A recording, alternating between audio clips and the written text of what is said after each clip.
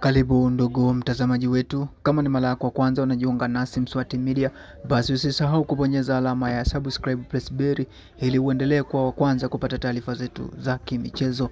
Tunakuangazia taarifa kunako klabu ya Wekundu wa Msimbazi Simba ambao leo walishuka dimbani kumenyana dhidi ya Azam FC ambao ilikuwa ni Mzizima Derby. Basi matokeo ya leo hayajakuwa mazuri kwa Simba Sport Club ambao wamelazimishwa kupoteza kwa magoli 2-0 dhidi ya wana lamba.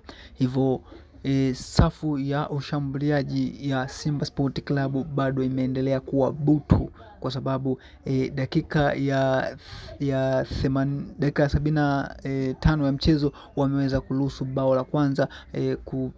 Azam wameweza kupata bao la kwanza kutoka kwa mshambuliaji wao Kitambala, lakini goli la pili dakika ya 88 yameweza kufungwa na Idi Nado, ambapo Simba Sport Club eneo lao la ulinzi limezidi kutepeta kwa sababu ni eneo ambalo sasa imekuwa limetepeta na partnership imekuwa haiko vizuri.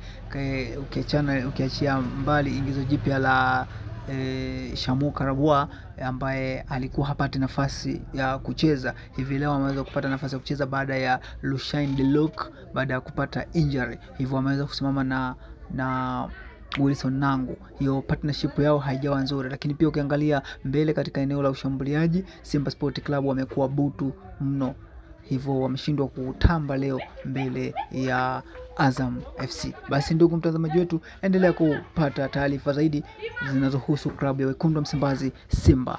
Baki na mimi kwa kubonyeza alama ya subscribe. Asante sana.